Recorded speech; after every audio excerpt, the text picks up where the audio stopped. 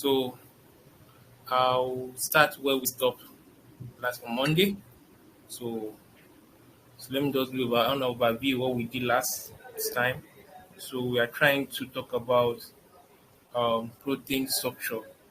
So we try to explain what protein are, what are the various kind of level of structure of protein we can have, and what are the reason why we are trying to design or develop a particular structure of a protein. So it's just like maybe now depend on your research interest. So maybe you want to use this for some uh, perhaps maybe protein interaction just to check, or want to use it for um, docking per se, trying to see how you can maybe have some ligand of interest. You want to check how your ligands can able to inhibit the particular of those proteins. So that's what we try to do. We try to like, okay, if perhaps maybe you didn't get the available structure in available database, what can you do? So we try to release our hand on that to prepare our mind towards that. So we're doing a kind of little practical section today. How can we go about it? And so I'll be. So if you guys can just let me know if you can hear me, and so let me know. So I'll proceed.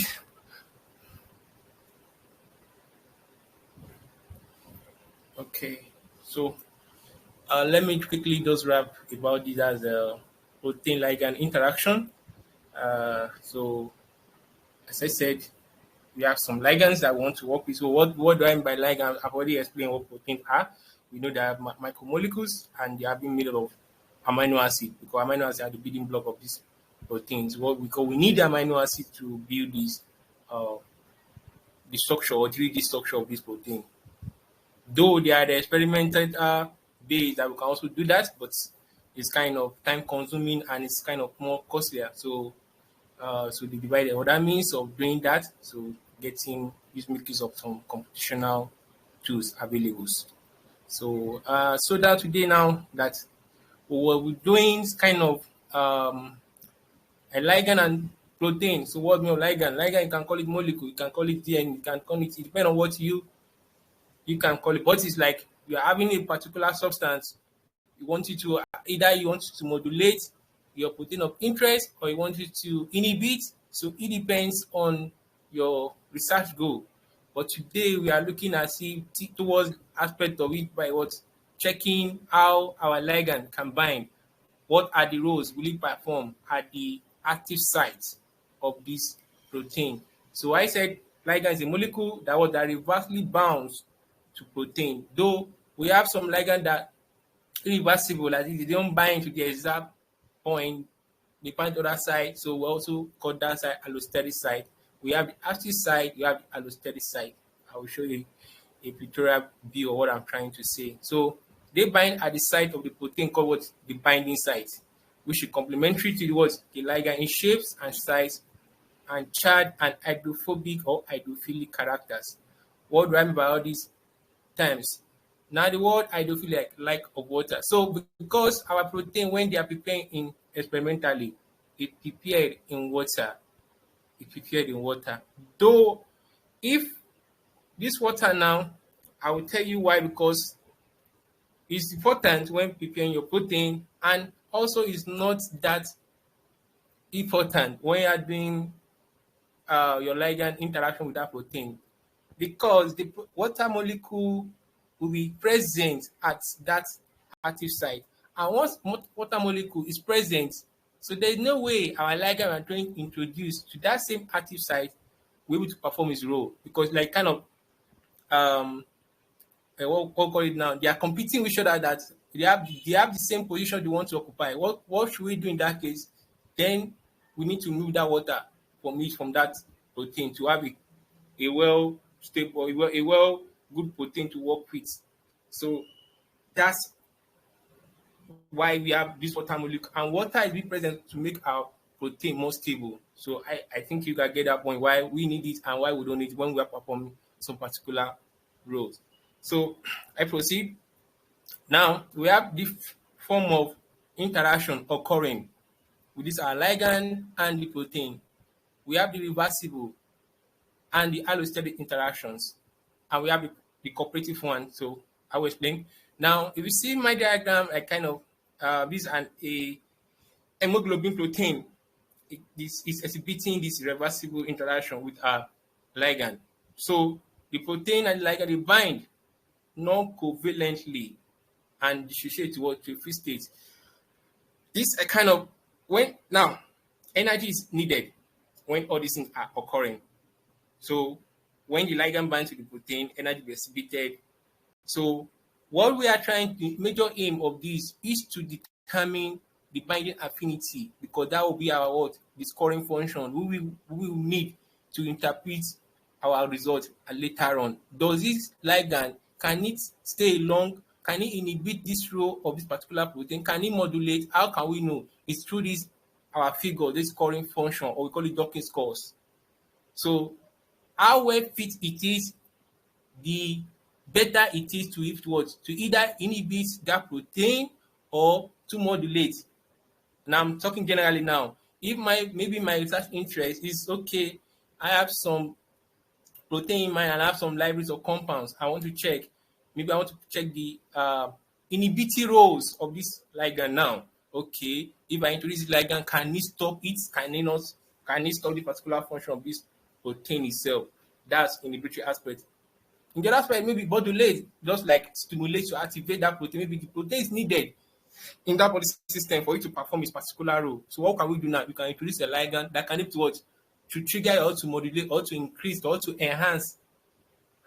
I think I'm making some point to easy enough. So that's how this reversible occur. Then the aspect of allosteric. The idea between allosteric is that it is not binding at the exact site. It's binding like far away from that position of that active site. And it has its major function. It's major important. Major important is that in sense of in the drug discovery era now, targeting allosteric sites help us to tackle this problem of what we call off target.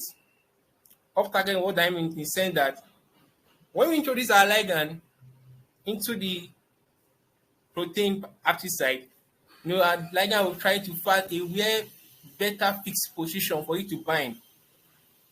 So in that scenario, we can have a case of not some ligand may not bind, like you're not bind firmly or you're not bind actively or firmly to that active site we introduce you.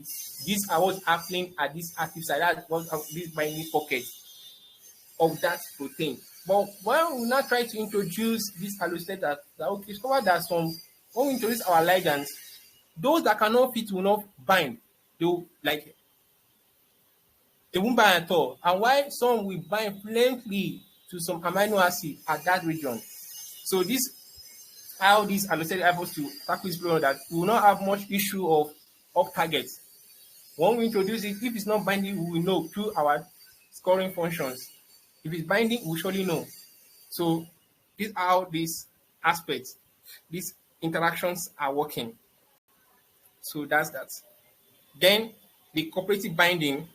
I try to show a diagram here. The cooperative like this binding effect. Now, let me try to take this example now. There's what we call one fits all. Like that is, we have a particular ligand or a particular drug that can be used to treat different diseases. That was the one to fit all.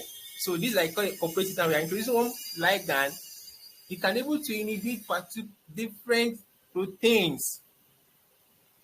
I get my point. So this aspect is an event that is at one side protein influencing or increasing affinity of subsequent binding event at other sites.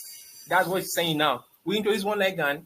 To that ligand, if we bind to this particular site of this protein, it can also bind to other side of that protein. And once it's binding, it's performing different roles. It's performing different functions. So that's that. So this, if you check the diagram here, I showed you, as I explained earlier on, you can see the active site. So the allosteric is far away from the active site now. So the allosteric site, the allosteric inhibitor, once we bind now, so now the mechanism occurring here, that is, once our ligand now bind to to a protein, what will occur? There's what we call conformational change. There will be a conformational change. Okay, let me what I mean by that now. You see this? I mean, are you seeing my mouse rotating, right?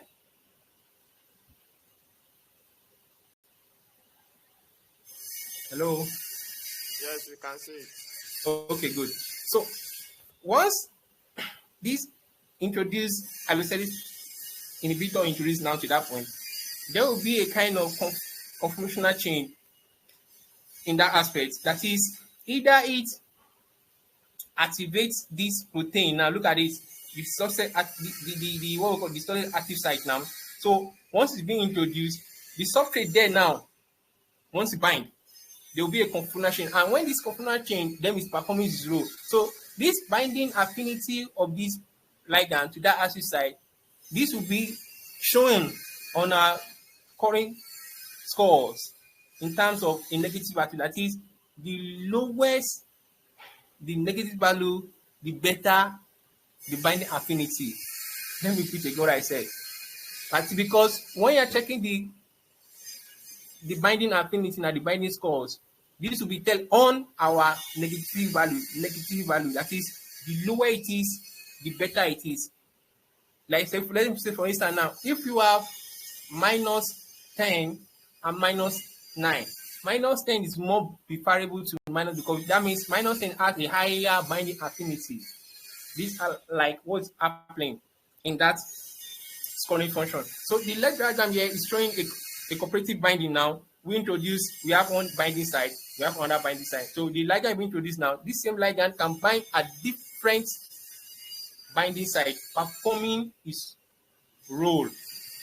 So in this regard now, we are trying to introduce a method of one to fit all. As you are introducing one particular ligand to bind at different site of this protein. What is it trying to do? We are trying to say, okay, bind at this site A, inhibit this particular function of this protein present at that point, bind to this site B, because in protein we have different chains. You have some protein that remember last Monday I was talking about quaternary structures, where we have some subunits of protein, that you have different protein coming together. This protein coming together, they are likely to be called what?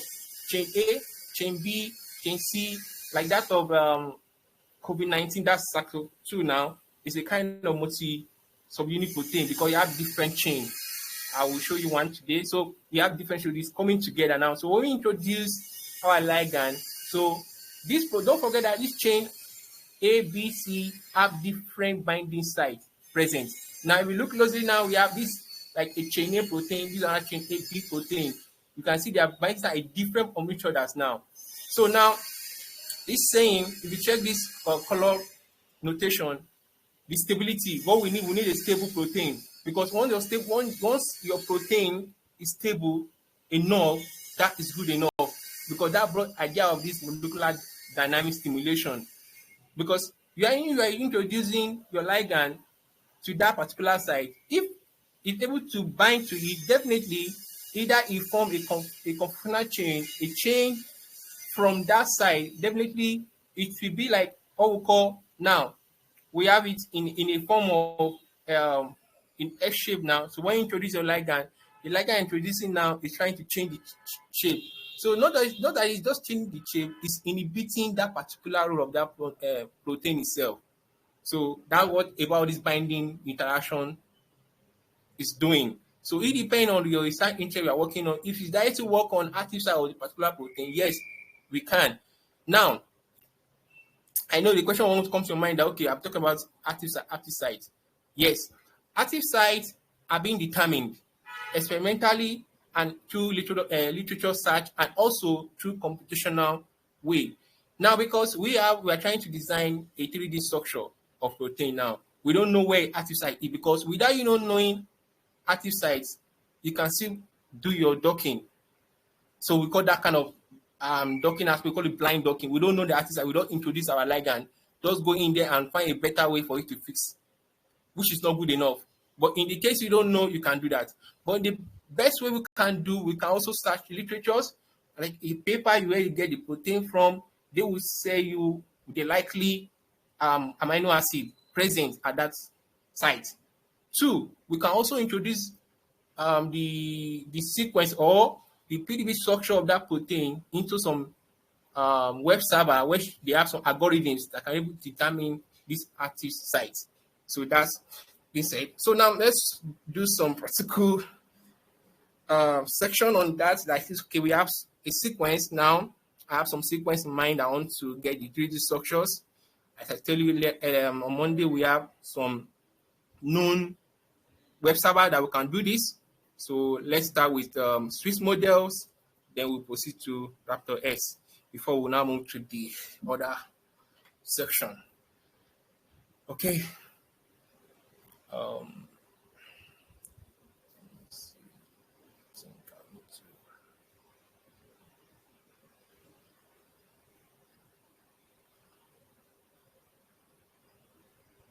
Okay, can you see why my web page is it showing? No, it's not showing. Okay, let me go back. I think I will need to reset again. Okay.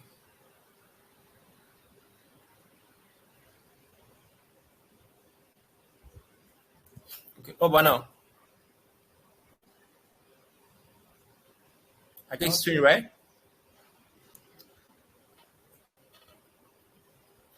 Okay. Yes, it's showing. Okay, so now we are on the Swiss model web page. So I will start modeling. If you remember, I told you this Swiss model I kind of automated form of it. That is, all the steps involved in homology modeling is already embedded in this. But I will be showing you how these steps are occurring because it's done. You'll be seeing it one after the other. So first thing to do for you to have a well-organized work when you're working on this database or this interface of stuff, so you need to create an account. You need to log in. Just do that because maybe you have some multiple protein you're working on, so you have a kind of organized work. It's advised to have an account with them. So in my case now, to save our time, I will just continue. So let me copy out the sequence I'm working on. Let me go back to my slide. You may not see that, so let me just come minutes. Okay, good.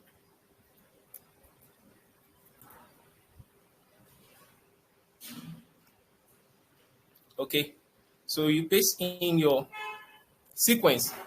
So you will notice immediately place your sequence. If it's a right sequence, now what kind of sequence can we use? Because we have different file formats. I hope you guys don't have what we call faster file. So this is what we need here to use. How can I get this? Or why can I get my sequence from? It depends on your what you are doing. So the common database, they are different, not limited to that. MCBI, Uniprot, there are how many. So the sequence I'm using, I just copy it from somewhere.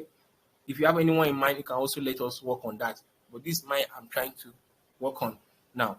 So now, once you have a right sequence, you see some colors on your sequence line. It will tell you how many amino acids, the total residues you have. So in this case now, we have total residue of 393.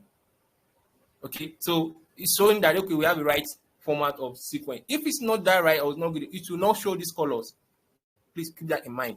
So now, you can decide to, with your project title, as earlier on, have organized work. You can just put the title of your work, what you need. So in this case, the protein, the sequence like P53 is a chain. So email, maybe if it's running. We are not seeing your screen, though. Oh, But it is visible here. It is visible here.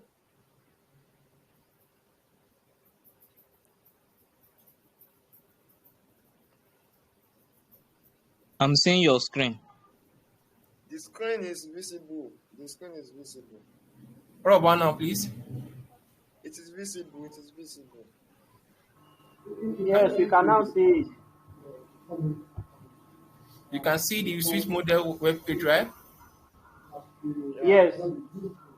Okay, good. So now you can see the target sequence saying the formats must be faster file or cluster or plain string or a valid uniprot assertion code. told you. So it depends on what you have. So make sure it be in this end of this file format for you to accept it. So what next for you to do is this. You input your project title, the email. So it's optional, but maybe if you have some your network or whatever, so it's better to have an email. So once the work is done, it will be able to inform you. So now the next thing you see, search template and build model. So let me explain all these two key inbox are trying to explain. So search templates is good enough. Why is it good enough? Because we have different options to select our template on. We have the option to select our templates, which give us at least more than, it depends on how the available experimental sequence we have already, that already been experimented already, either by X-ray or NMR or cryolite. It depends on what they have done, having same similarity of this sequence. Because what we are doing now, we are trying to do what we call comparative. We are trying to compare what's available with what we have, our target sequence. We want to see is there any similarity. So what this website will do, it will try to query now, it will do some blasting, alignment. So it will do all this step by step to get those things out for us. So it will list out those ones that likely have the sequence, the similarity. So that's for this start template. But in this option of build model is telling you that you want this website to do everything for you. You don't want to even select the best template or something. It should just build the model. As it's going to build that model having the same sequence based on its own algorithm, the best out of it, which is not good enough because you now have an option of selecting. Okay, so now in this case, we are going to select start template. So once you click on it, it will load. Now, please pay attention. I'll be explaining as it's loading now. It's saying it's querying, that it's trying to the query is database now. So what's trying to do now? It's trying to search for the template matching your target sequence is currently on. Now, if you see now, it's running again. It's querying. It will do those steps I told you about. So any of these sequence that be already been available on the database, it will like kind of do alignment. And if there is no a kind of exact sequence of experimental one, so it will do what we call it Markov model, or what we call profile. That is, you try to check and go in deep. These are algorithms. It's already done behind the door. So we just need wait now. It's running. If you check now, look at it. It's blasting the template searching now, the sequence database with the target sequence. So these are the templates trying to generate. So once this is done, it will bring out a list of templates having same sequence similarity with our target sequence. Okay, now it's printing now the list of templates. So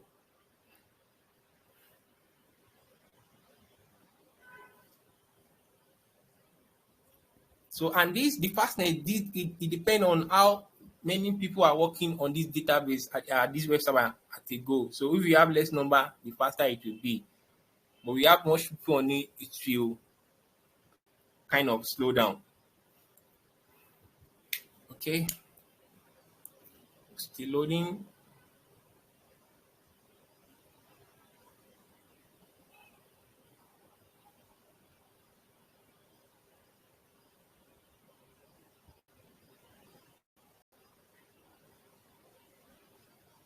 So I would suggest you guys can just be doing along with this so that it will be more easier. So okay, good.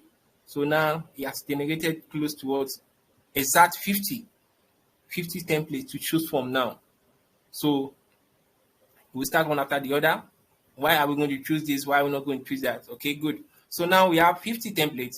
So let me start first of all with sequence identity, because our major focus is to look for sequence that is experimental sequence that have similarity with us, with our target, with our query sequence. Now we check now is arranging in order of what?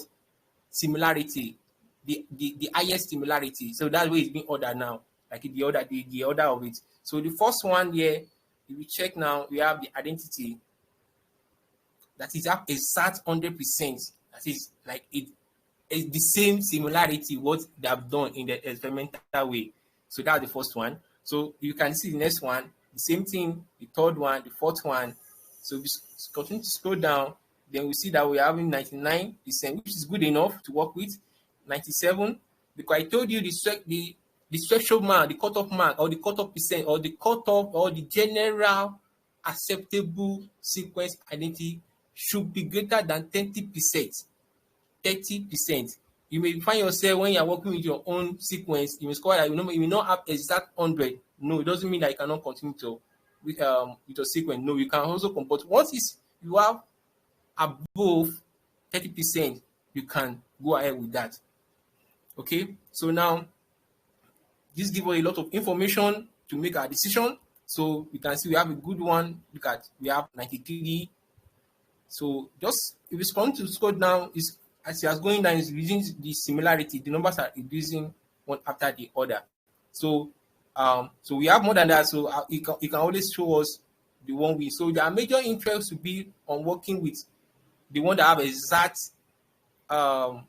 sequence. This in the case of the sequence I use.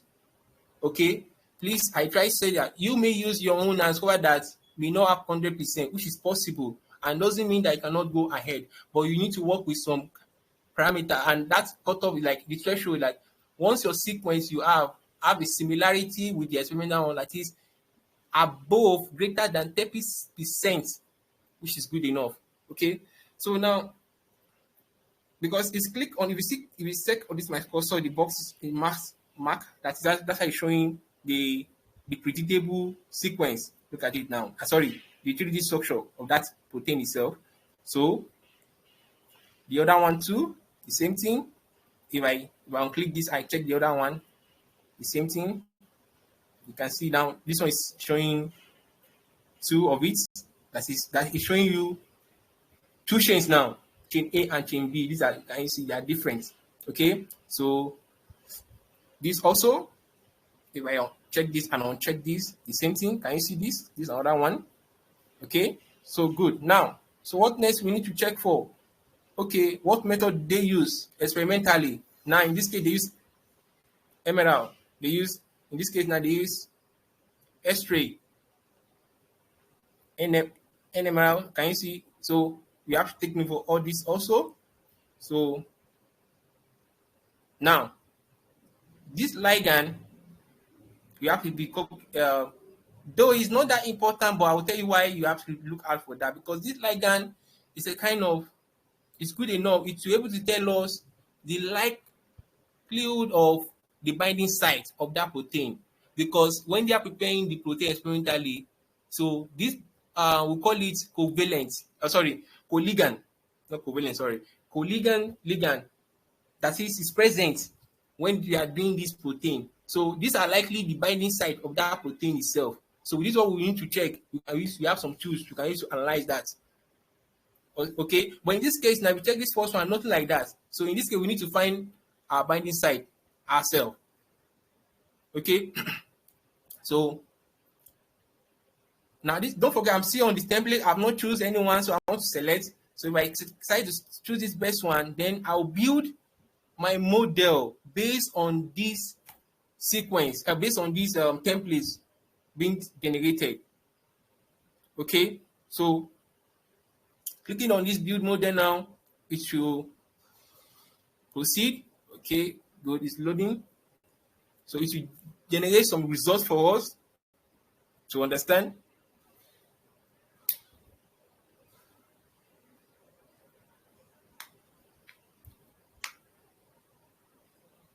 Okay, good. Now,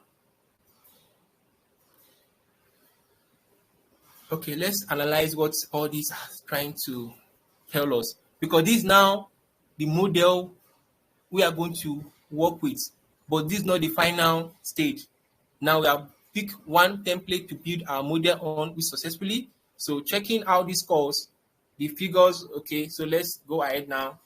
The first thing, this template we use and the name, and this red label something 8F28. This is the PDB ID of that experimental protein available already in the protein data bank. If I copy this and paste, I will get this exact structure there.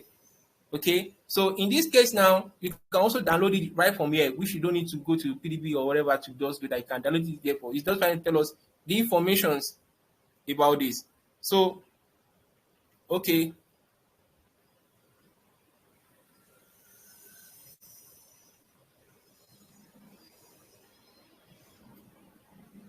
now I don't know if I can. Okay, good. Okay, because I'll still come back to this, but let me explain because this is more important. We call it Z score.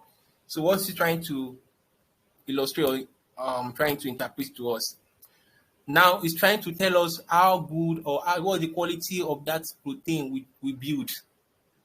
If you see closely, this dotted circle, dotted black, you see some light, some gray, so they have their meanings. So these dark points, these dotted point, they're all amino acids.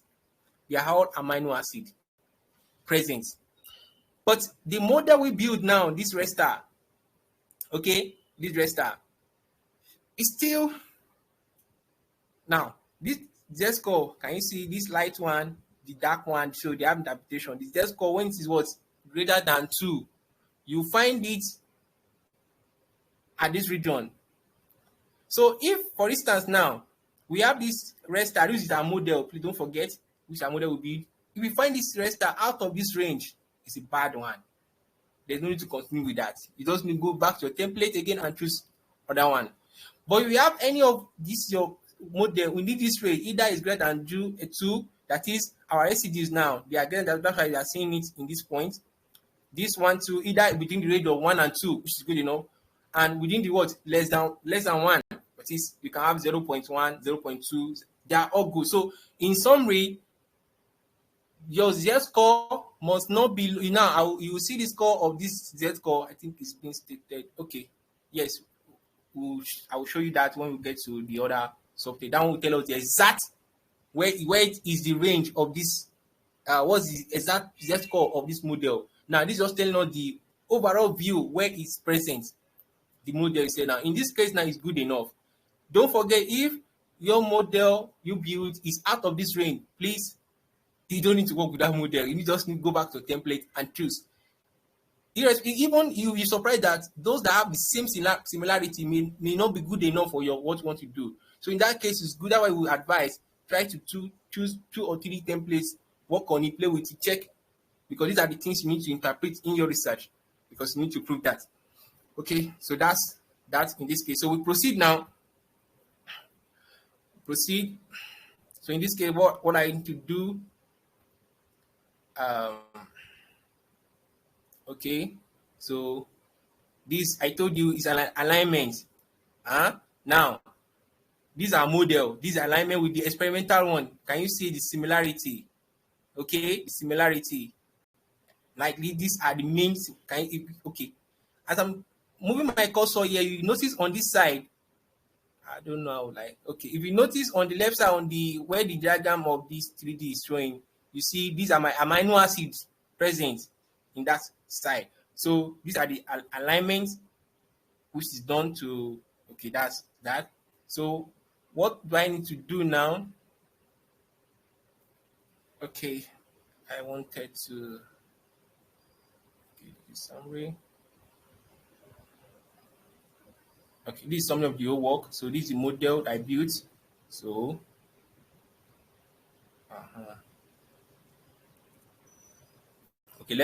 okay, let me I'm too fast now. Let me go back a little. So now let's structure assessment.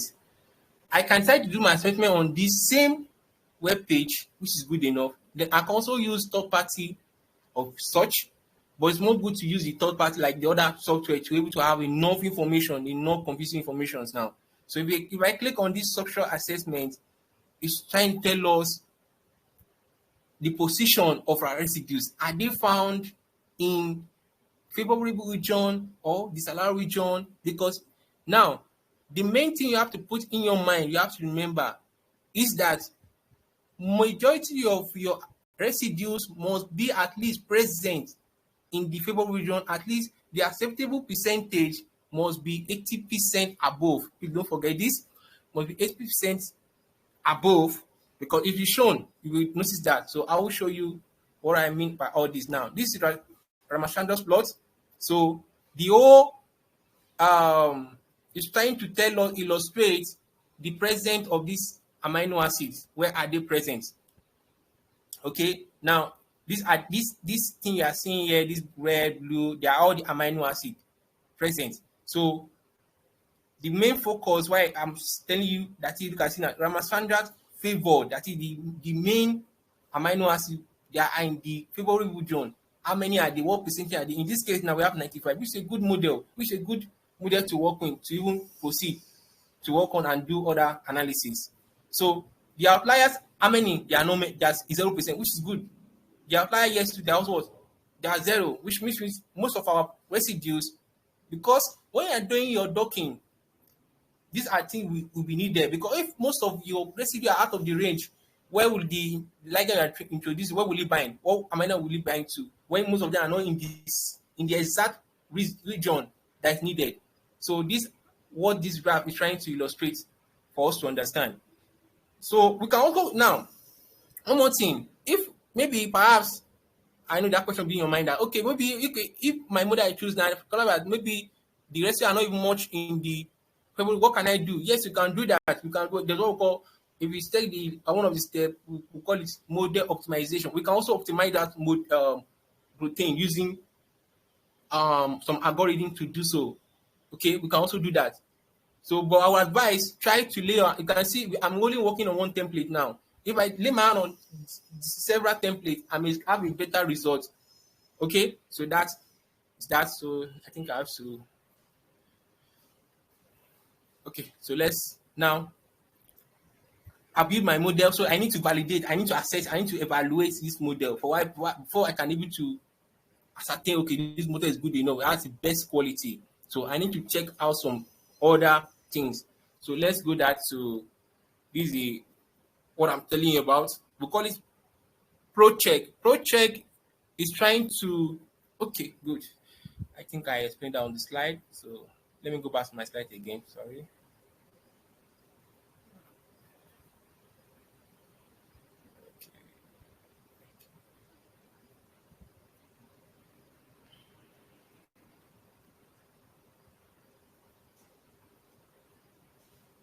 Okay, good.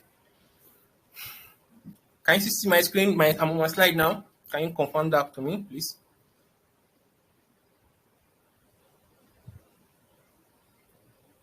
Hello?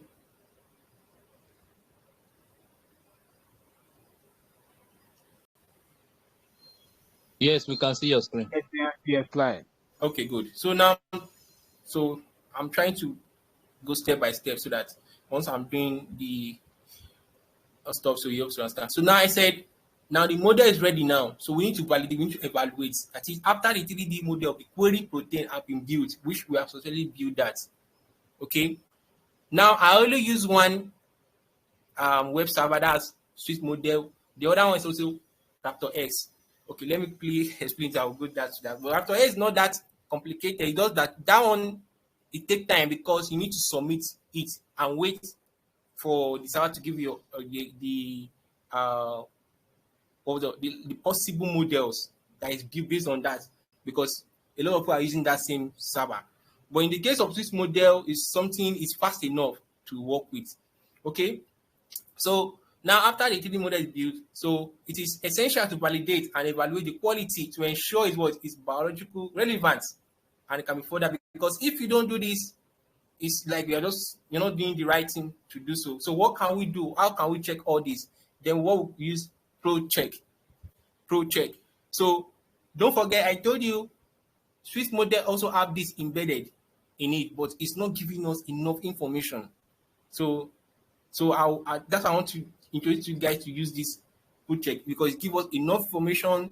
It will even tell us to verify the 3D, it will tell us the percentage of such now. So what this trying to do is trying to tell us the stereochemical quality of this protein structure, producing number of plots that plot of those that the Ramachandran's plot, how many amino residues are present in the paper region which are not present. So if you see now, it's also performed protein model evaluation, either predate the model experimentally, that is, already been built experimentally. So we are building our own model based on that. Then you can also download, either you download now what this sentence is trying to say, that either you get the protein now. Let's say, for instance, you decide to do it experimentally. You want to check the quality of your protein. This same project can help to check that for you. That's one. So if you build your model based on experimental one, this same project can also can you also use it to verify. Three, when we have some protein downloaded from the PDB database, you want to check maybe it's good enough, you can also use this project. That was this statement trying to pass across. So if you see the diagram, I'm just trying to illustrate how it really look like. So let's go in details. What I'm trying to say. Let me share my screen back. Okay.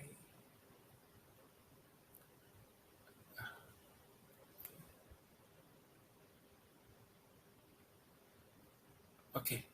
So now in this case, we need to download the PDB that we have. Okay. Now it's saying upload the structure in what PDB format only. So it is not taking anything aside this PDB format. These are like protein data bank format. Okay. So now let's go back to the model we built. Okay. Your screen is not. Hello, you want to say something? Your screen is not showing. We can't see your screen. Wow. It's showing. How about now? Okay. It's fine? Okay, it's showing now. It's fine now. Okay. So in this case, since we know the PDB ID, so let's just copy this. Then I just copy. I go towards the protein data bank. Can you see it here? Then I paste. So allow it to load to bring out that same structure. Okay. So now can you see this is a white type PDB P53 dimer. That is dimer having two structure. Now I told you how much subunit to protein, chain A and chain B. So let me try to explain all this so that you understand me more clearly. So it will give you enough information. When animal are they gotten it from? Does it have mutation? Okay, when because this protein already was done by someone experimentally, so they deposit it here. They will give enough information. So as you remember, I was talking about literature chart. If you need to get your binding site, so this same paper will help us to state that out. So it's just for you to sit down and read out that in the literature. So now the method they use electron microscope. Yes, microscopy. So so now this is the paper. So it's just for you to sit down and read. It will tell us enough information about it. So I told you earlier on that he has what two chains, chain A and chain B. That's how we call this dimer. Okay, this one chain, this another chain. Okay, so is there any presence of any ligand? No, it is not present. Okay, well, if it's, I think it's present now, that's co-ligand I was telling you about. You will see the informations here. Okay, so this what we need. So it's tell us the sequence length. You can see it's corresponding with what we use. If you remember, I told you in Swiss model tell us how many amino acids are present. So with any mutation, the gene name, so it gives us enough information. Then also, if you want to check more about the function of this same model you built, if you don't know the function, you come to Uniport, because Uniport is good in that aspect. It tells us enough information. It tells us even the classification, the family evolution, where it's, it will give you enough information using this Uniport. So the accession ID is it here. So if I click on it, will just go to that page. So that's that. So but my major interest is to just download this PDB. So I download this PDB format. Okay, so it's downloaded now. Can you see it? So what I need to do, I go back to that same page that's asking me to do so. So I search for it, then go to my download, which is here. Okay. Now I click on run program. So allow it to run. So it will bring out a table form. Good. Now, this is enough information. I told you about verify 3D, the errors, the code check. So these are the three things we need for this particular protein we're working on. So it's already well explained here what are the purpose of doing all this. Because in protein, you need to have the information of your alpha helix, the beta sheet, the loop, because all the information are needed if perhaps maybe you want to do some further analysis. Let's say, for instance, now, okay, I'm interested in doing molecular docking. I'm interested in doing molecular simulation or molecular dynamic simulations, because all this information are needed. But by the time I'm getting my result, I'm able to what? To make a concrete, a well convincing interpretation of my result. Okay, so now, so firstly, if I click on this, you can click on as you want, it will load itself. So the first thing to click on this, then now it's loading, it's trying to generate more information about that model. So verify 3D, is it a good one? It will tell us. If it's not, if there are some errors, so it determines the compatibility of the atomic model with its own amino acid, okay, by assigning structural based on its location. That is, I told you the beta and the loops, these are necessary. Okay, so to give us the information, I click on start. Definitely, this also is trying to tell us the percentage of this protein. Okay, now, so it's telling us it's failed. I think you are getting my point now. So with this now, I will not stop here. There are other things I will show you to be able to confuse you, like not even confuse you, like just you to understand that it's not that I have to just rely on one template. If you remember, I always pick one template I'll be working on. Okay, this also good. If you see in that case of sweet model, does it give us information? No. But by the time we use different tools now, we're having a lot of information to make an inference, to infer from. Okay, good. Now look at in this case now, the over quality factor of that protein is what? 72% in general, which is not good enough. I remember I told you at least let's have 80%. So we try to compare with different factors in it now for you to make a good reference about a model. So we have a lot of 50 models. You can go back and select and choose and try to check. Okay, good. Now look at it now. So out of 8 evaluation, 1 no error. Now it's telling us 6 warning, 2 pass. That is, he has passed the normal standard criteria that a good model must have. But whereas now you're having 6 warning. So if I decide to go, I'm interested in working this model only, I can start to improve this model by doing some model optimization, maybe trying to correct some loopholes. Maybe there are a lot of gaps. Because what will bring about this issue now, please let me just state that, what will bring why it's failed, because that means there are a lot of gaps, and this guy will call it loops. Because if a lot of gap is in your sequence, definitely you have issues. Okay, because if you proceed with this and move on to the protein interaction docking now, we have some tools, but they are commercialized. What commercialized, that is, you have to pay to purchase those softwares. Okay, though I have access to that, but the one we are going to use is like a free one we can able to access, everyone can access to. But in this case, we have some commercialized that can able to treat this problem before we even proceed. That is that what we call protein preparation. We prepare it enough for it to be a protein to work on. So now let's proceed to what are these things trying to tell us. Hope I'm not too fast. Hope I'm trying to. Okay, let's view the results. Okay, it's loading.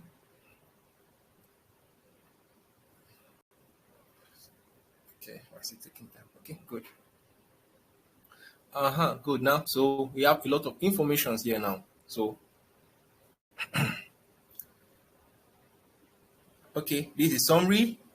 This is your summary. So the Ramachandran plot we are interested. So the main interest now you have to look at for are these. 1, the Ramachandran plots, trying to check the whole quality. What are the residues? How many are they?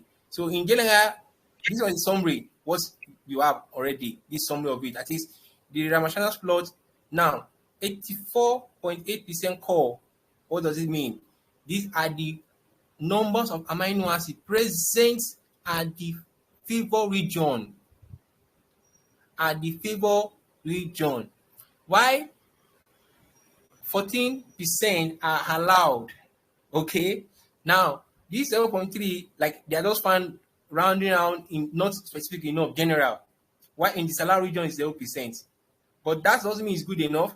So the side chain parameters, 5 are betas, that is 0 inside, 0 outside. Okay, so now let's try to see that plot. Okay, good.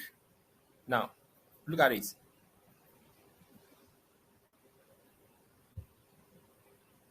Okay, so this interpretation, the residue in the most favored region, you see this is a chart. So the residues are the black one, the black dots. Okay, so they are in the favored region, in the green, yellow. Can you see them? They're in yellow region. Okay, so anyone you find outside, do mean we have some spots, some black spots at the white region. That means they are what? Out of the range. They're in the salary region. Okay, now you said I told you some one in what?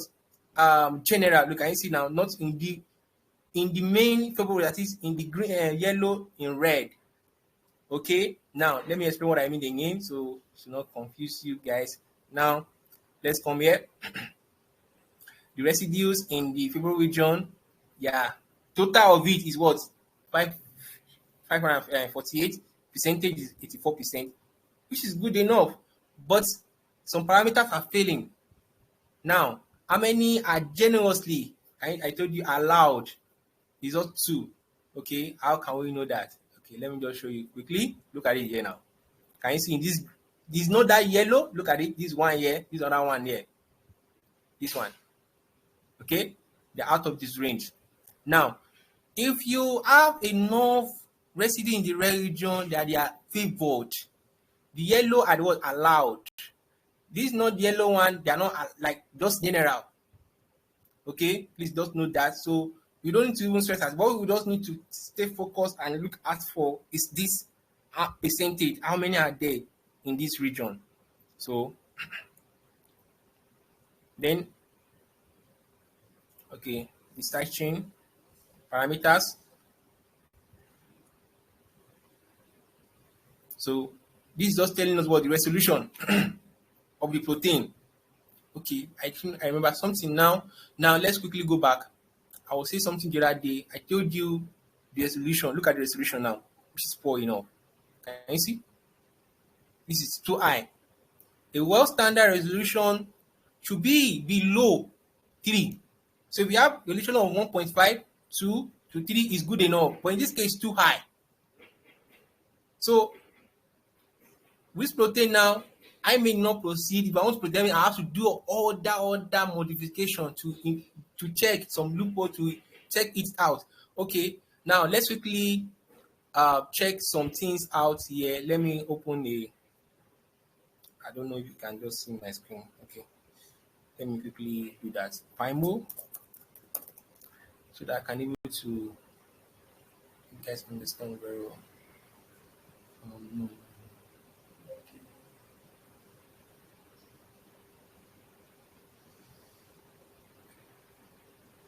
Few seconds. So I want to explain what I mean by all these things.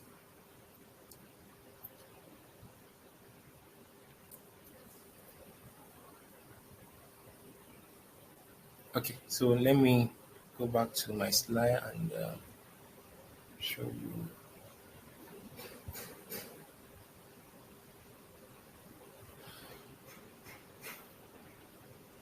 Okay, can you see PyMo, everyone? Hello? Yes, yes, Okay, you can see it. okay, so now we use this PyMo is a kind of GUI, a graphic interface stuff for protein to analyze protein to check. So I want you guys to just show you this is a protein we model. So I want to check the sequence now. Okay, so good. Okay, good. Now let me tell you where the problem comes now. Please look closely.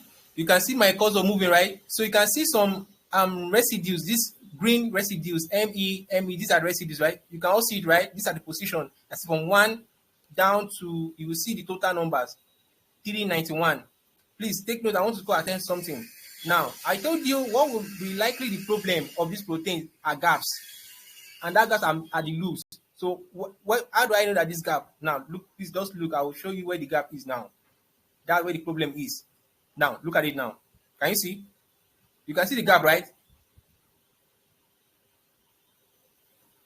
Hello. Yes. Yes, we have seen it. Okay, good. Now this is where the problem comes in now. So if I click now, this is where the gaps is, and in normal protein there should be a gap. So if I want to rectify this problem now, it's all for me to delete, to copy out that gap and combine it. By the time you run it and put it that same place, okay, let's try. Um,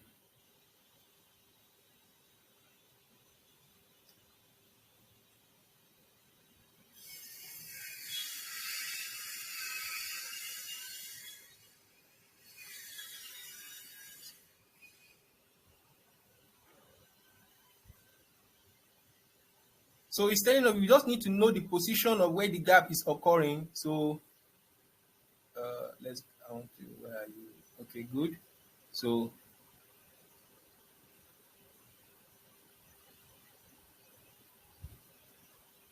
that's one. Then just need to note that.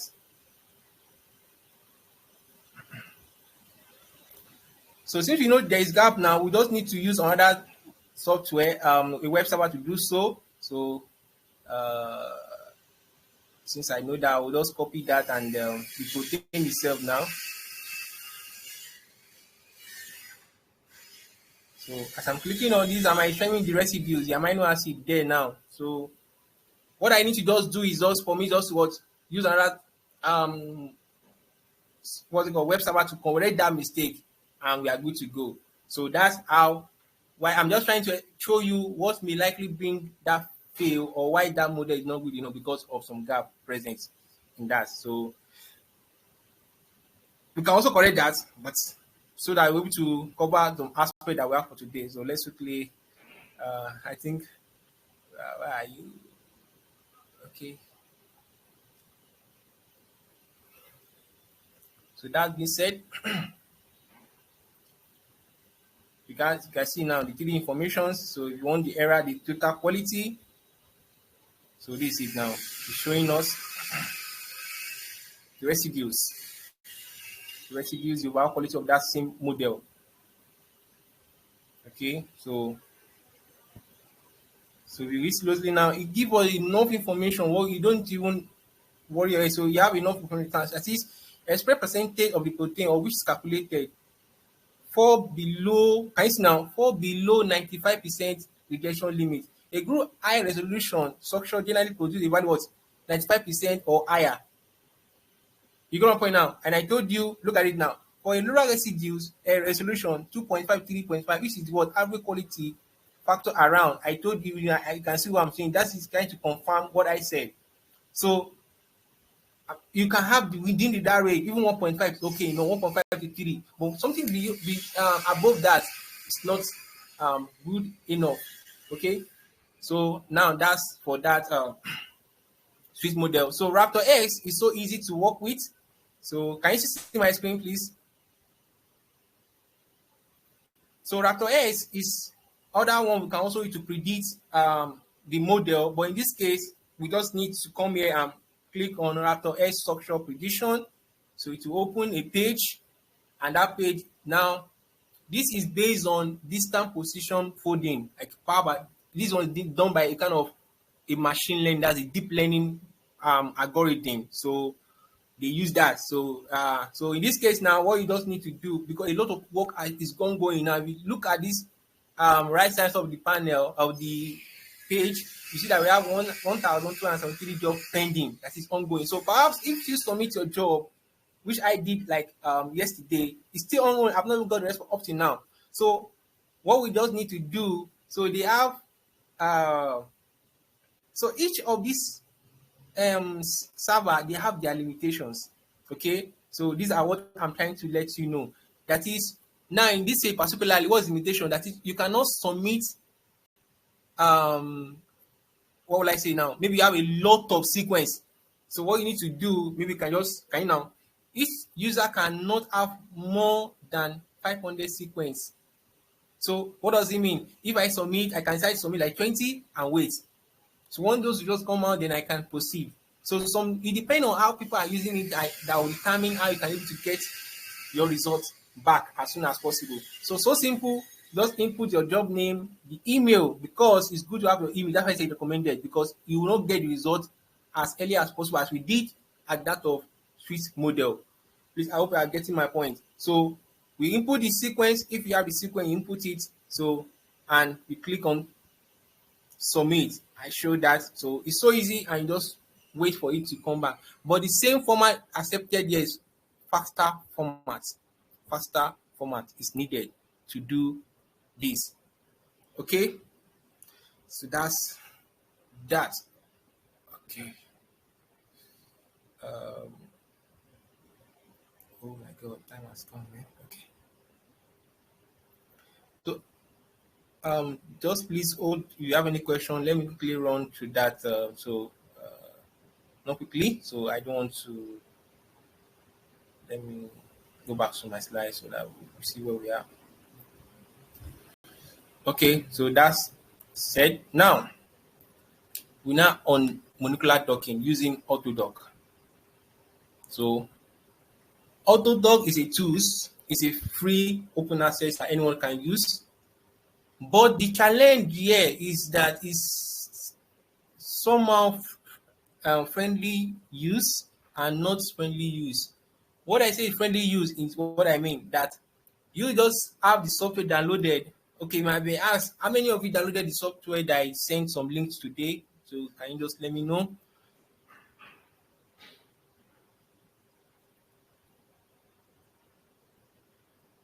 Hello?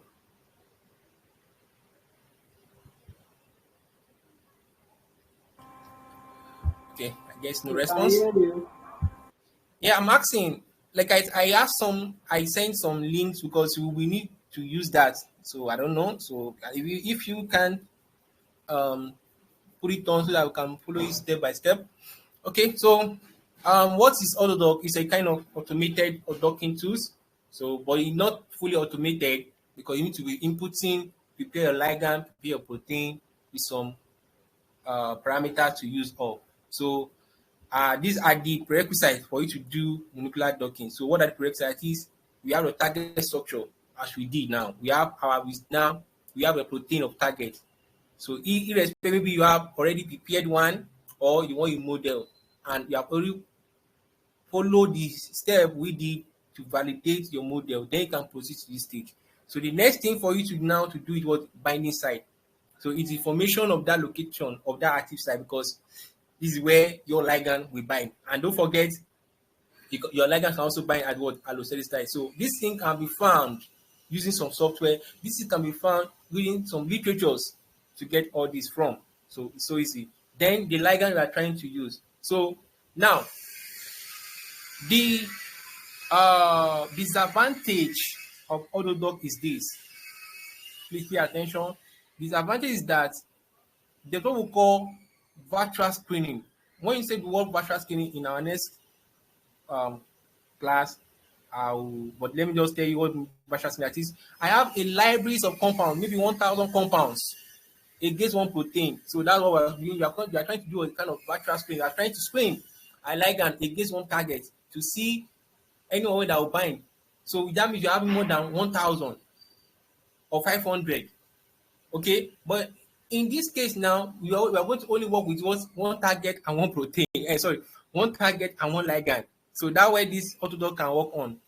But we have some other software that can take in more than 1,000 at a go. You understand? So you can also do that.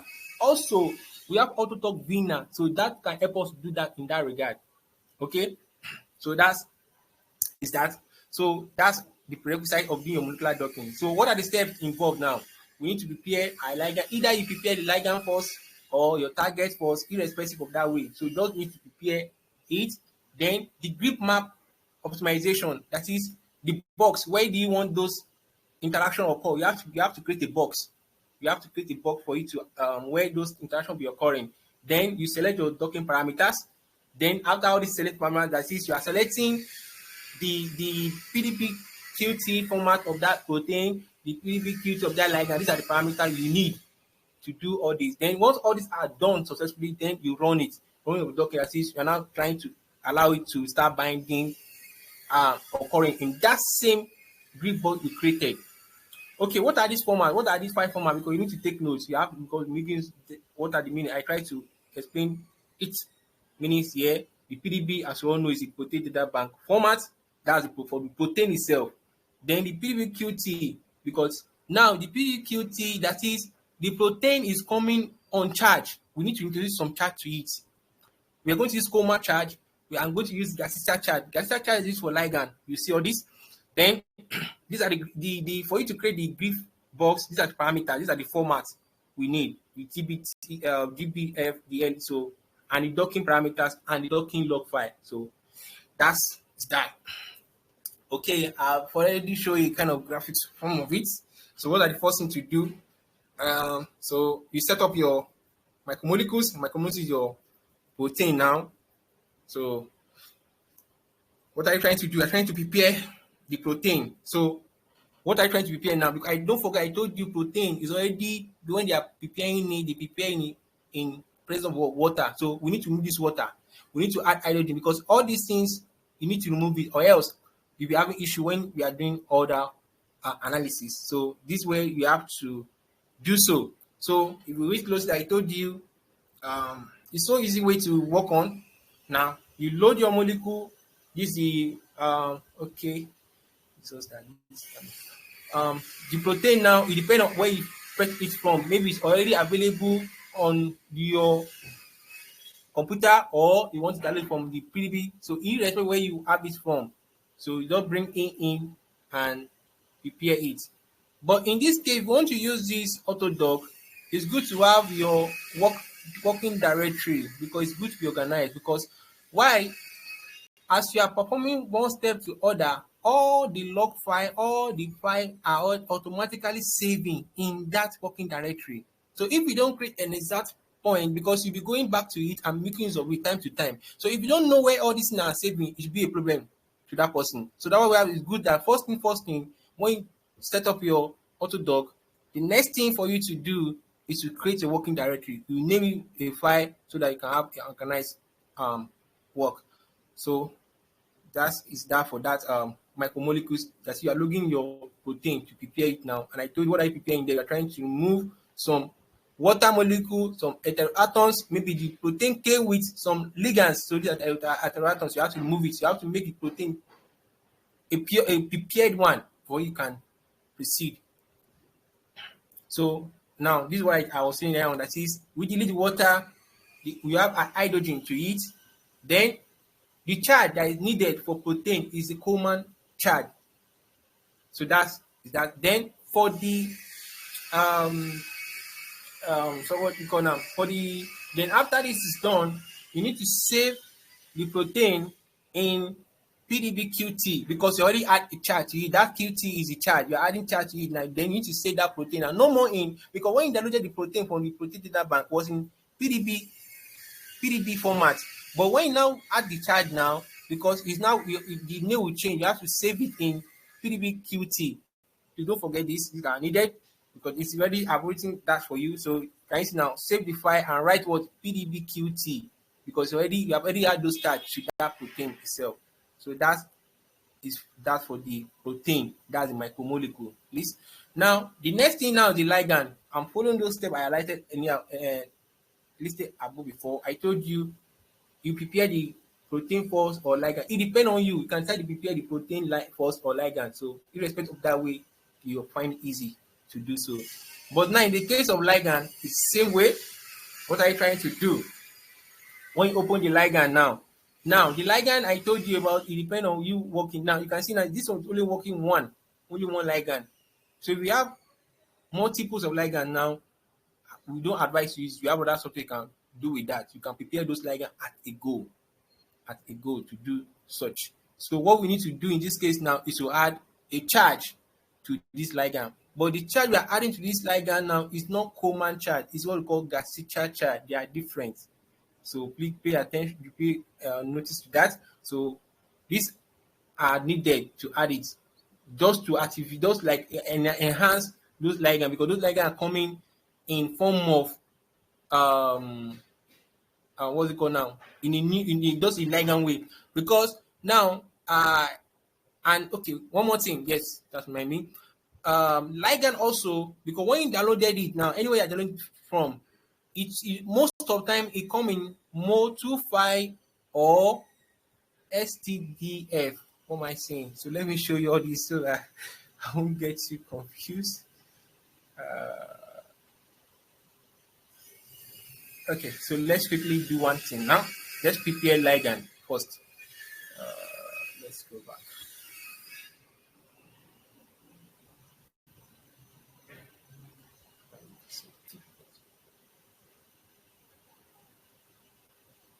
Okay, please can you see my screen? I'm back on the web page. Please can you confirm that? Yes, yes, yes. Okay, please let me proceed. Now I want to make use of this protein now. I will tell you why I'm making it, because now this protein has a ligand, but in this case, the one we use doesn't have ligand. So in this case, I want to use another protein. So that's 3-DTC. So it's a crystal structure of mislineage kinase MK1. So it's a protein on its own. So in this case now, it has a ligand bind to it already experimentally. So now let's quickly so look at it now. Look at this expression of this protein now. This is 2.6, which is good enough, and the method they use is fraction. So though in this case it has mutation, we can mutate it. We can mutate it. Yes, it's possible. It's just that maybe some amino acids have been changed. We can also mutate it. So it's not a problem, but it doesn't affect our results. It doesn't affect. So this is the paper that they did that. So in this, you read through, they able to spell out the active site of this protein. But what my main focus now is, I want you to just prepare a ligand to tell you what it is now. Look at it now. Now, the small molecules. What are small molecules present? So in this case now, they have this small molecule. That's the one ligand here now. See the name here, and these other ions. That's the atoms. So by the time we are preparing, because this will come with the protein itself. Okay, let's analyze that. I think that will be better. So let's download it and analyze that. Okay, I download the protein.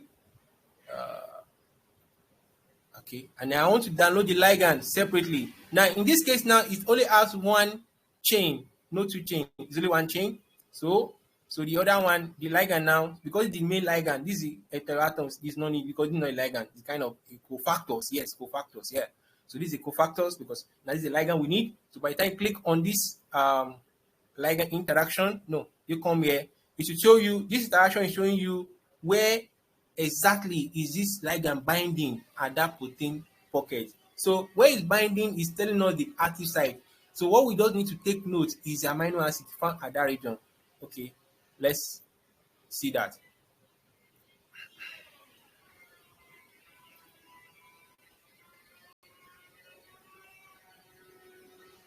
Okay, good.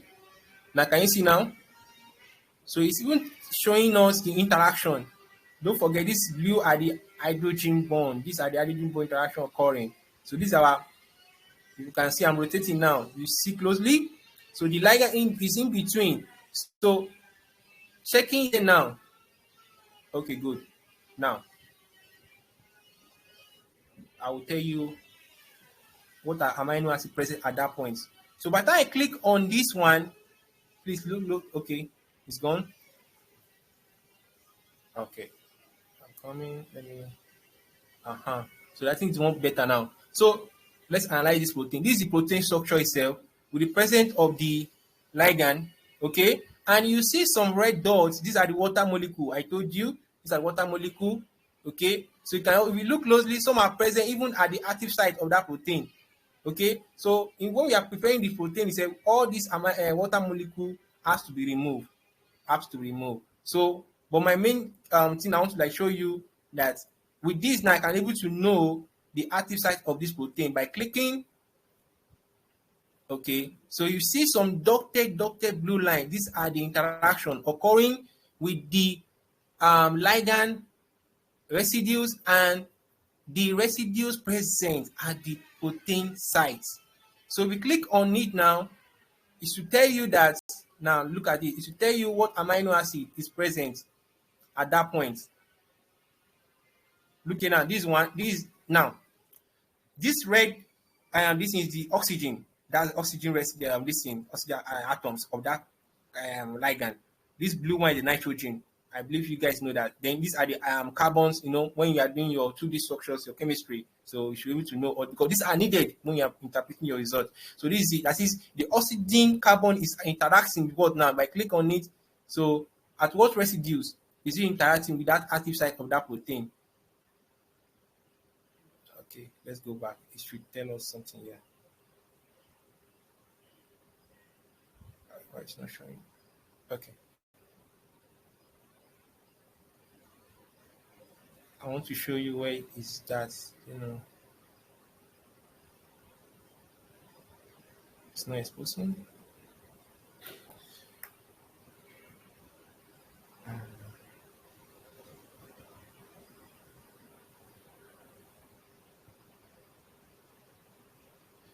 Oh.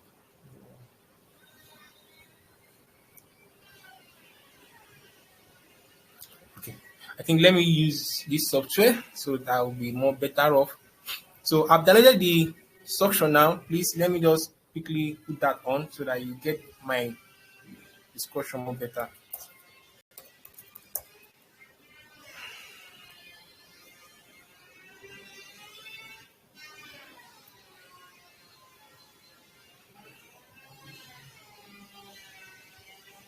Okay, so I want to show my screen to something else.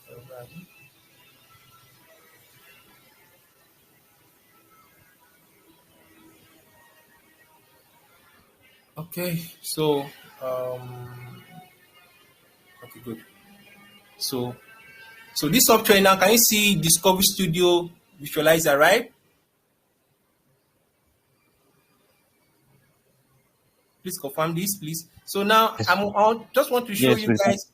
Yes, I want to show you how you can also. These are the ways you can determine the binding site. So with this now, I will come here and just open that same protein I downloaded now. So let me just go there. This is a protein I downloaded. Okay, which is this one, 3DTC. So just open, so it will load. Now, I think okay. Let me just show you well so that background.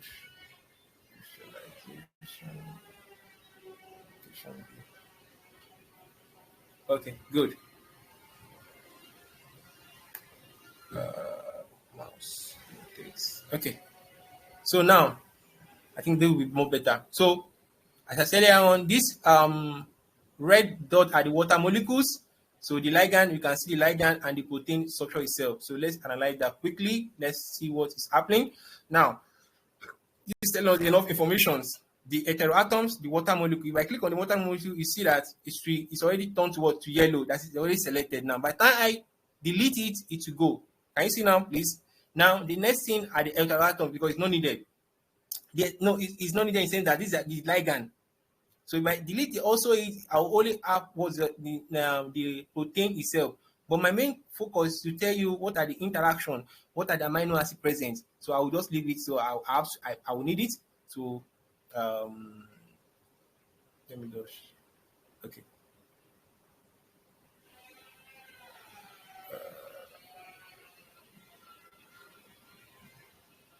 Okay. You can see now I deleted the heteroatoms now, even with the ligand is gone. But in this case, we need the ligand because the ligand that will tell us where is it binding at the pocket side. What are the amino acid present at that point? So I will show you shortly. So let me undo it back. So in this case now, I want to define the ligand. So I've defined it now. I want to see the interaction, the ligand interaction. So can you see now? Good. So the ligand is showing while the protein residues are also showing. So I want to see the 2D structure. Oh, what's going on? Okay, I guess Valis can see this, please. Okay, I guess I need to delete some. Let's see. I don't know where. Okay, okay. I get something now.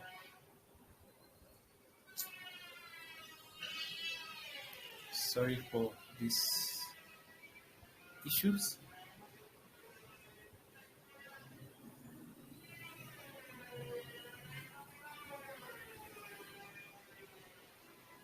Maybe you can. What's going on?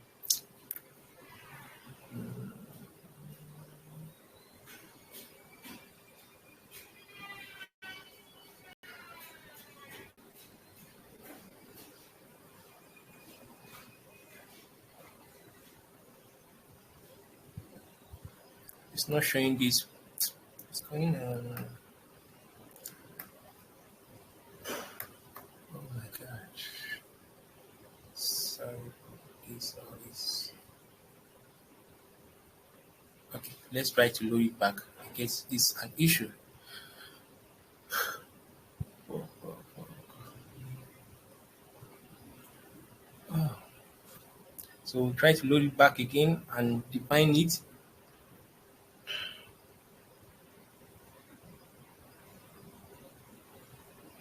Okay, so I try to remove the water molecules. First is deleted. So then any heteroatoms. Okay, no. You undo it. Okay, okay. Okay, so we define the ligand, any interaction. Let's see if it will work again. Now, invalid selection ligand. Okay, multiple residues. Okay.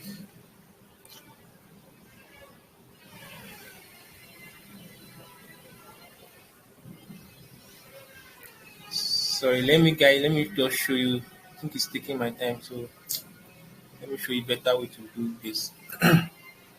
These are all we would do. So I'm just trying to illustrate different way we can analyze all this. So let me just open this in kind of text format so that you get the gist. Okay, let's just analyze that. Oh, okay, notepad. So it's trying to illustrate the informations about this protein.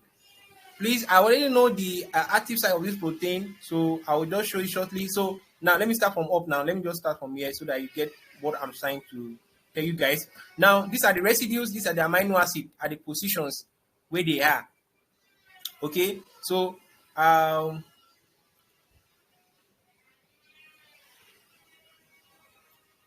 now because reading through that paper itself, it's already spelled out some amino acid present at that active site. So let me just show you what it's trying to tell us here. So these are the residues. So at position 222 is one of the active sites. So now this is it now. This, can you see when I highlighted this? So let me explain that now. So the amino acid present at that residue that is at the outside is glutamine. So these are the, You sorry, we can't see your screen. oh my god. Sure.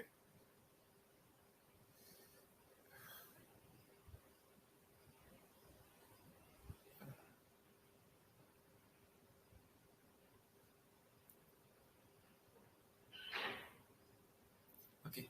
How about now? Yes, Hello. you can. Okay. Okay. Yeah, it's okay. Okay. Listen. So I'm now back. I'm saying I'm trying to tell you the amino acid present at that pocket site. So if you see, I'm trying to take you all around to different softwares. So these are like what we can use to check all this. I told you we can either use literature to check that or use some web server or use some tools.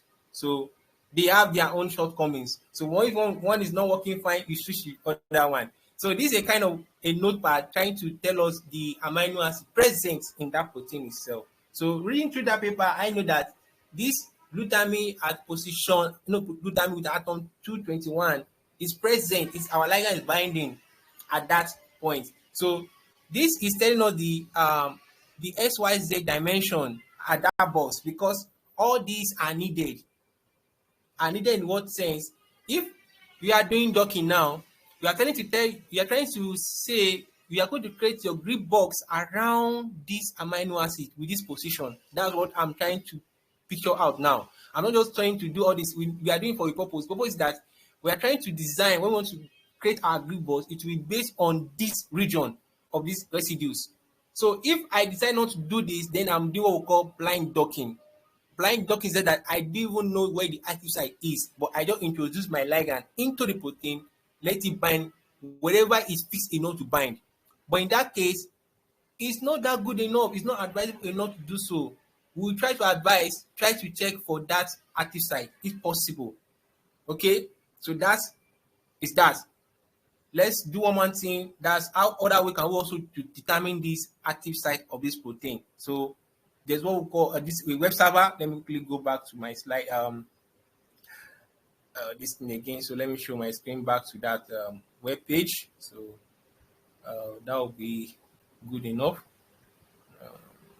So this last one. Okay, now can you see my screen? So let me show you that that's Caspi.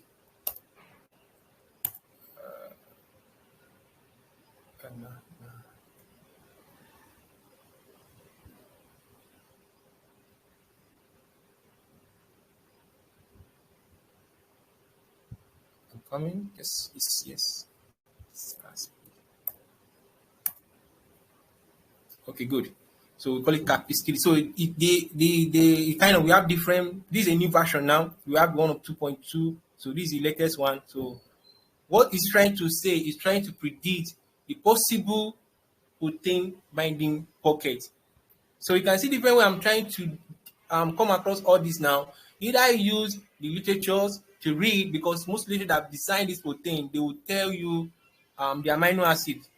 Okay, if you can do that, they can also come to website and make it easy for you to just input the ID, the PDB ID of that protein. Now, so let's quickly do that. So in this case now, what I need to do, I come to what? Calculation. Okay, please get that. We come to calculation. Then the ID now is in two ways. Either you upload the main structure you downloaded, or if you know the ID itself. But in this case, we already downloaded it, so we just need to select the file. So in this case now, this is it. So I just open it, then you submit. The email is optional, so you allow it like 5 seconds, 15 minutes or something. So this is the link. By the time I click it, if it's done, it will show. It will show. So now, good. So this is it now. This is it now. Can you see now? So let me explain that. So this is the area of that protein, the volume of it. Now this is the pocket site. This red crystal stuff inside this gray. This is the protein itself. Can you see it? Now these are binding pockets. Binding pockets. You get the point now. So what are the residues? What are the amino acids at this region? So these are it here now. We look left here now. So these are it now. So you can see them. Amino acid leucine. This is the ID. You continue. That is, they have the same leucine, glycine, phenylalanine. Okay. So these are the atoms. So these are the atoms now. You just need to note it down. Okay. Please just get that. So valine. So arginine, alanine, lysine. So and the like. So that it should show, that is telling you that at this region, these are the amino acid present. You can see the way I got that now. So that's other way we can also determine the binding pocket of a particular protein you model. If you cannot find it on the literature, either you go to web server to determine it. That's one. Two, we have some commercialized software that's already embedded. Like the one I use is like we call it Mestro. That's Rodringer. So that one also, we can also do that using to determine our pocket. So that will even give you varieties. Okay. So the easier way to even do this, just come here and put in your PDB. So if it's not available, it will let you know. Most of the time we have tried this and time will not get some. We will use others because the according to the design, some will not be able to determine that for you. So that doesn't mean you can also try different means. Please hope you are getting why we are doing all this. Okay. I think we spend enough time today, man. Okay, let's still go back to our slide quickly. Right. Okay. Uh-huh. So now we have set up the ligand I told you about. So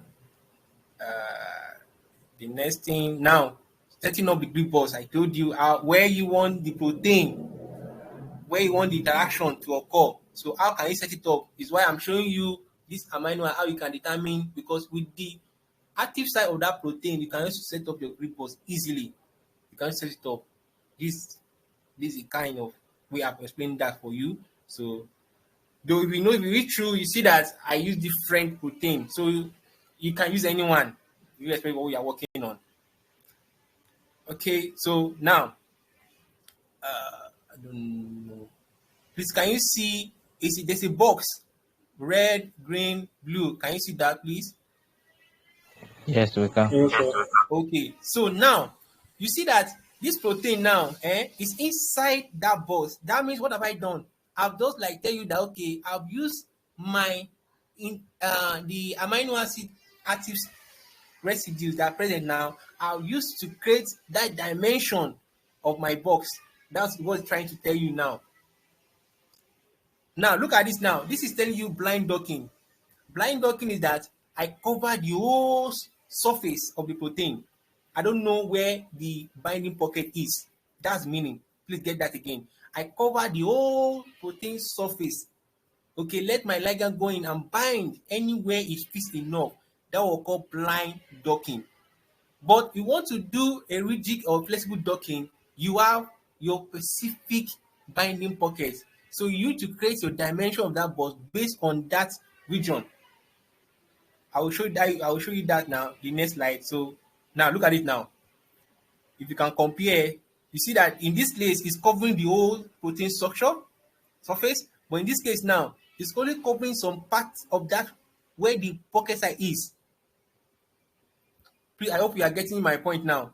So with this now is my active site I've used to create that dimension. So anything that will be occurring, it will be occurring with this region. It will not go out of this box. That's the meaning of this grid box. It's very important. We need to set that up.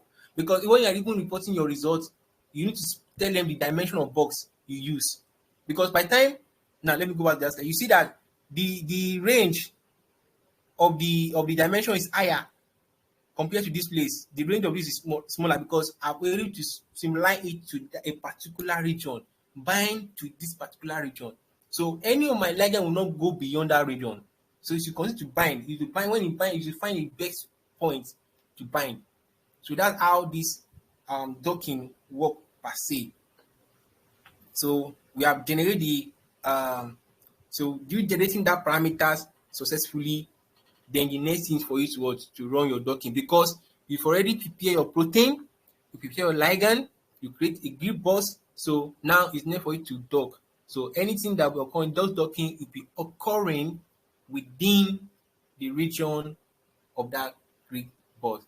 So the last one more thing for us to before I take questions. So let me just take you through one software, that's Open Babel. I may mention of 3 software to you today that you should download, but no one give response, but it's not fine. But I will. It's so easy to work on if you just to use. It's so easy to use. So just for you to prepare those things highlighted easily for us to work on easily. So if you have any difficulty in installing it or downloading or something, you can let me know in the chat. You can help along, because it will be good enough for you to practicalize this. And please don't limit yourself to this software alone. We have a lot of them. And one more thing again, we have ready available web server that can do this docking on its own online. As you are doing this modeling, you just go in there and specify what you need that software to do. Okay, but it's good enough. If you don't have enough resources, you can use that. But we have a good resource, that is resources. What I mean resources, you have a good computation, good computer. You understand? You can perform all this on your laptop easily. But if you see that you don't have enough resources to work on, you can just go online and submit. So this take time. before because you're not the one using that, because you are trying to submit to a kind of a supercomputer in some university to do that for you. So this is also free of charge, but it's taking time to get your results back. So that's how that all this thing works. Okay, so now let me tell you how Open Babel works. Open Babel is like a what we call, we are trying to convert one format to other format. Let's say now I'm interested in using PDB-QT. Okay, I want my ligand now to be in PDB-QT format, but my ligand I downloaded from the database is in SD format, it's in Mo2 format. What can I do? So this software can help us to solve that problem. So let's practicalize that then. We call it a day if any question comes. So let me do that for you guys. Okay, let's go back. So we'll download the ligand. Are you seeing my screen?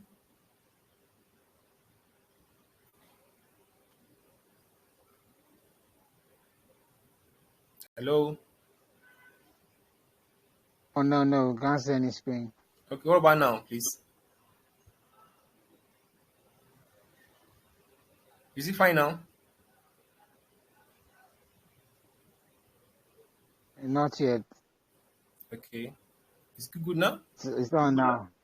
Okay, good. So let's Okay. download the ligand, one ligand. So allow it to load. Okay, so this is the ligand. So what we need to do, you come to display file. Now, look closely. Now, there are different formats. Okay, so what we need is this what structured data format. That's why I'm scoring something SDF.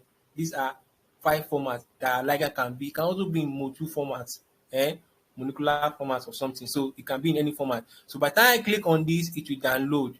So now it's bringing in form of what? This is the five formats of that data, structured data of that ligand. So this is a lot of information about it. But in this case, don't forget this format of this is in what? SDF, structured data format. But now I want it to be in what? PDB-QT, Protein Data Bank chart. I want to add chart to it. How can I do it? So with the help of Open Babel, so please pay attention. So what I need to do is so easy. I'll just highlight everything, then I copy it. Okay, I need to stop my screen and show you where the Open Babel is.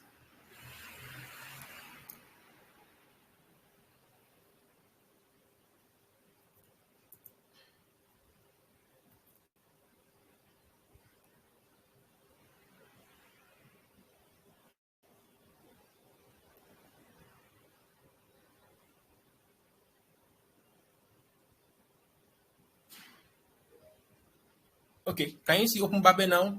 Open Babel GUI.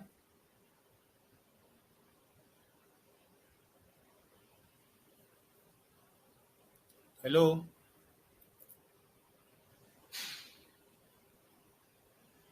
Yes, you can see. Okay, now good. So as I said earlier on, this Open Babel is good when you are converting one file format. We have a lot of file formats. So let me show that to you. So this is what input format and output format. So I have my input format now. My input format is what? Structured data format. I want to convert to a particular format. What you just need to do is to copy that format you have and paste it. Let me do that again so that so what I need, I already copied. I told you I highlighted this from somewhere, I copy. Then I come here, I paste. You can see now inputs below. So input is the file format of that ligand I want to convert. It can even be protein. It can be anything you want to convert. This thing will do it easily for you. What all you need to do is just download the software. So it's download it, install, and because as you are moving on with this docking, whatever you are doing when it comes to computational stuff, you need to convert one file to other file because there are some algorithm being designed particularly to specific some format. Even you can also convert your PDB, maybe you have a PDB file to faster format. You can also do that easily here. So let me show you what I mean by all this. You can see now we have a lot of them here, a lot of them. You can see them here now, a lot of those formats.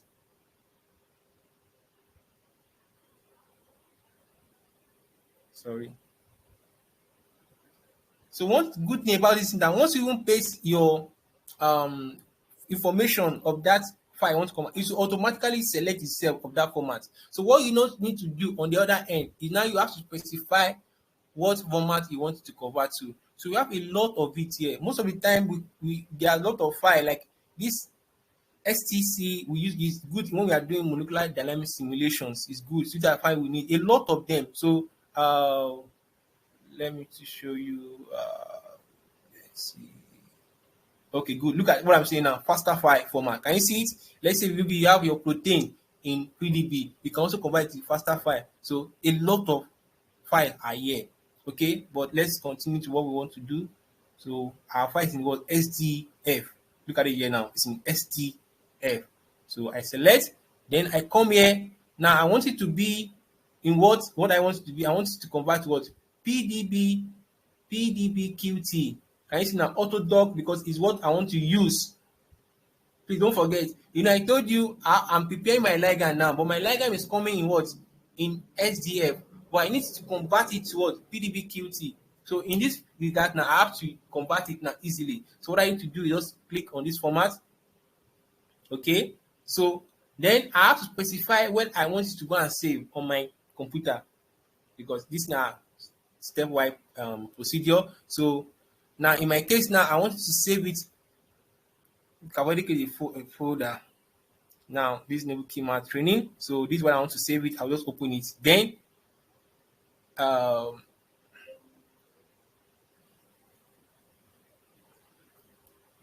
so you can also give it a name what you want. So you can see now this is a name already. So I can change the name because let's say I want to change it to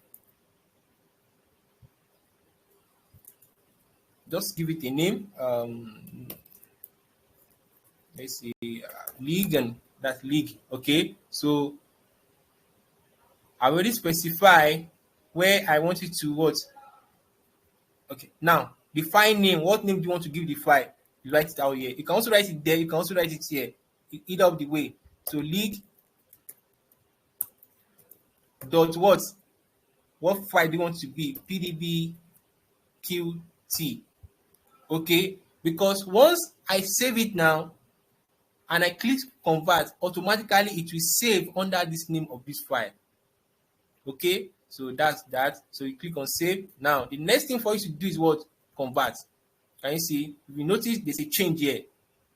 It's a change here. So it's a change here. So now, which means I've successfully convert my SDF file to PDB QT file. So you can use it for what you want to use it for. So that is that. Okay.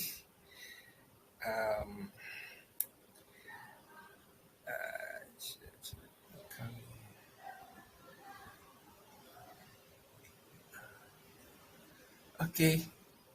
That's today. Thank you. So any question? Thank you, Mr. Kayode, for the presentation and the practical hands-on. Welcome, sir. Yeah, I'm looking. I want to ask: is this the only docking software we are going to learn from this module? Because I can see this one is the steps are too much. Though I would say that it looks too much because the way I'm like explaining from one to the because I want you to understand the main concept behind this. If you want to do it practically now, because as I'm asking that question, did every of us downloaded that AutoDock itself? So Yes. yes, I've the been AutoDock is downloaded so that. easy that I would not be like, okay, this is what I was saying earlier on. If time permits now, but I will have showed you the software itself. But these are things we need to put in mind. So it's something easy to do. It's something easy to do. Okay. As I said earlier, we have Okay. other software we can also use. Okay. But this is a Then freely okay. go on. Sorry to cut it. Okay. Yeah, I wanted to ask again. I think if I read correctly, you said single ligand one ligand, one protein when you are Yes, using AUTODOCK 4.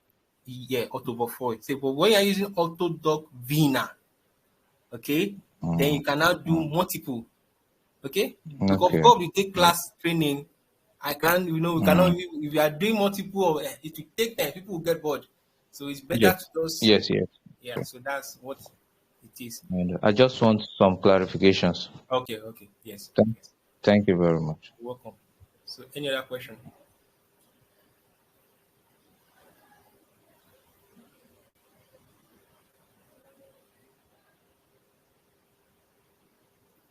So are we clarified with this class? Do we get something?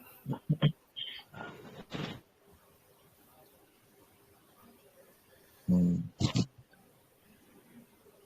So our advice Um, is to be good, so, so good enough if we can just lay our hand on all this, so that I know maybe question may not likely come up. By the time we are doing it ourselves and encountering some issues, that will learn more interesting, because one thing about computational or one thing about chemoinformatics or bioinformatics or computational stuff, once you don't lay hands on doing it, you won't know, because just hearing or listening, it will help a lot, because when you use your hand and sit down and do it yourself, by the time you encounter one or two issues and able to solve it, you'll be good at it. So that what I'd advise. Okay, go on, Mr. Aruna. yeah, I want to ask this. What are the application of molecular docking, and to what extent do we need to apply molecular docking? Okay, thank you so much.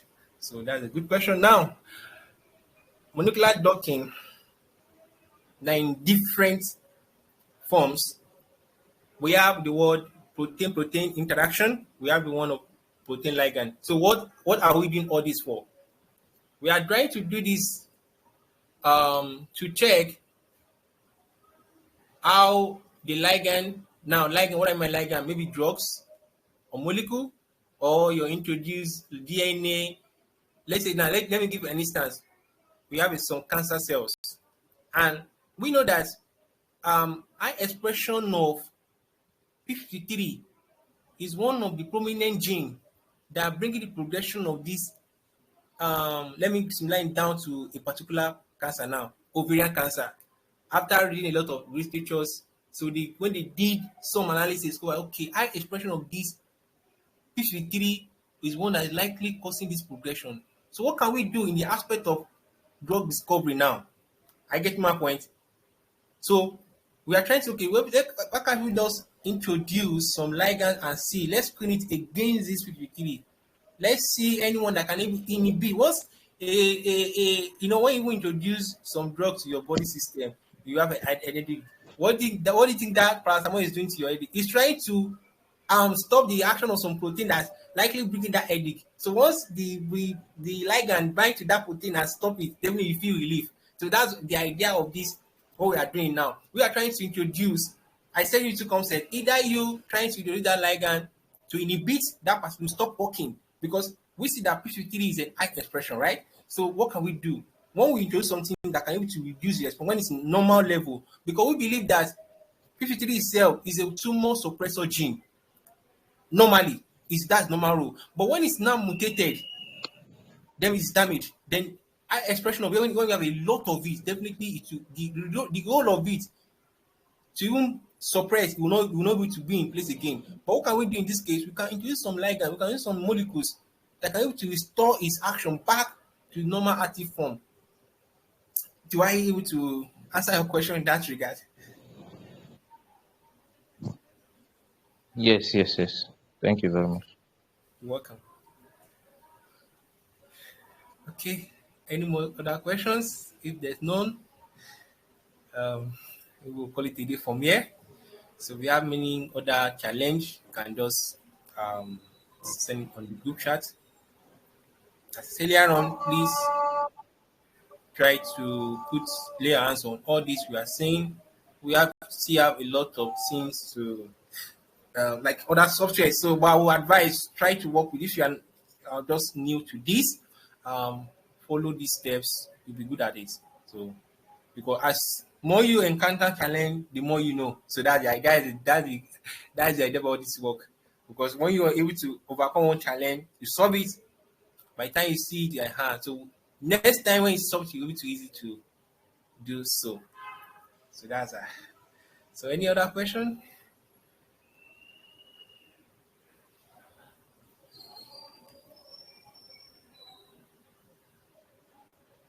Okay. Thank you everyone. Thank you no for that question. Um Dr. Asha, are you there?